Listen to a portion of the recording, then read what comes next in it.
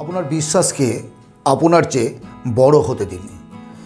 এই বিশ্ব ব্রহ্মাণ্ডটাতে আমরা যাদেরকে সফল মানুষ বলে দেখেছি, যারা প্রকৃতপক্ষে ধনী, অ্যাকচুয়ালি ধনী বলতে শুধুমাত্র অর্থ, প্রচুর অর্থ আছে, এগুলোকে আমি আমার জীবনে ধনী হিসেবে মানি না। অনেকের প্রচুর টাকা আছে কিন্তু মানসিক শান্তি নেই, অনেকের প্রচুর অর্থ আছে কিন্তু সামাজিক প্রতিষ্ঠা নেই, আপনি তাদেরকে ধনী বলতে পারেন না।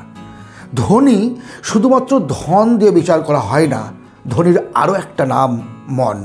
যদি যার মন আকাশের মতো উদার, যার স্রোত সমুদ্রের মতো তরতাজা, সেই তো ধনী। যার মধ্যে ফাইন্যান্সিয়ালি ফ্রিডম আছে, ফাইন্যান্সিয়ালি নিজেকে একজন প্রতিষ্ঠিত মানুষ হিসেবে মনে করে, রাত্রে যখন ঘুমোতে যায় বিছানায়, তখন তার সারাদিনের ঘটে যাওয়া ঘটনার জন্য কোনো অনুশোচনা হয় না।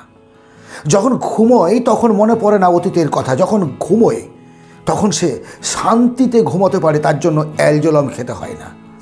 আবার সকালে ঘুম থেকে যখন উঠে আয়নার সামনে দাঁড়ায় তখন নিজেকে ধন্য মনে করে যে আরও একটা দিন সৃষ্টিকর্তা আমাকে উপহার দিয়েছেন। ঈশ্বরকে ধন্যবাদ জানান যে আজ এই দিনটিতে যেন আমি কালকের থেকে আরও বেটার মানুষকে ভালোবাসতে পারি। আসলে আমরা ধন বলি, মান, ঐশ্বর্য, প্রতিপত্তি, যা কিছু বলি না কেন, আসে কোথা থেকে? এই প্রকৃতি, এই বিশ্বব্রহ্মাণ্ড আর কিছু মানুষের সাহায্যে। তাই তো মানুষ মানুষের সাহায্যেই বড় হয়, মানুষের ঘাড়ে পা রেখেই মানুষ ওপরে ওঠে। এবার যদি কারো ঘাড়ে পা রেখে ওঠাটাকে আপনি নিজের সফলতা মনে করেন তাহলে সেটা একটা ভুল, কারণ তাদের ভালোবাসা এবং সহানুভূতিটাকে, তাদের হৃদ্যতাটাকে আপনি আন্ডার এস্টিমেট করেছেন। বন্ধু, জীবনে যদি সুখী থাকতে হয়, যদি শান্তিতে থাকতে হয়, নীরোগ থাকতে হয়, তাহলে মনটাকে অনেক বেশি উদার করতে হবে। ভয়কে জয় করতে হবে আপনার শক্তির দ্বারা। সে শক্তিটা কি? বাহুবল না। ভয় আসে কোথা থেকে? যে জিনিসটার সম্পর্কে, যে বস্তুর সম্পর্কে, যে জায়গার সম্পর্কে আমাদের মস্তিষ্কে কোনো ধারণা নেই, আগে থেকে জানি না, সেই জিনিসটার প্রতি আমাদের ভয় থাকে। তারপর যখন সেটাকে জেনে নেওয়া যায় থাকে, তখন সেটা সহজ হয়ে যায়।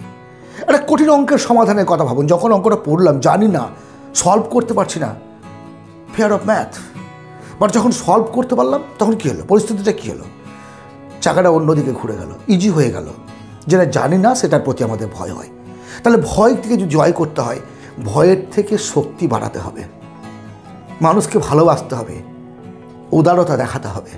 হ্যাঁ, উদারতা মানে এই নয় যে আপনি নিজে না খেয়ে, নিজের পুষ্টির অভাব রেখে অন্যকে পুষ্ট করার চেষ্টা করবেন। ভিখারি আরেকজন ভিখারিকে কত টাকা দান করবে?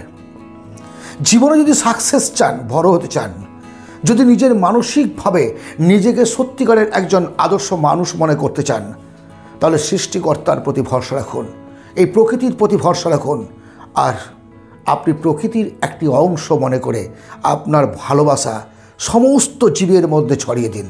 দেখবেন অনাবিল শান্তি আপনার মনে, অমলিন হাসি আপনার মুখে, চোখে একটা সুন্দর স্বপ্ন।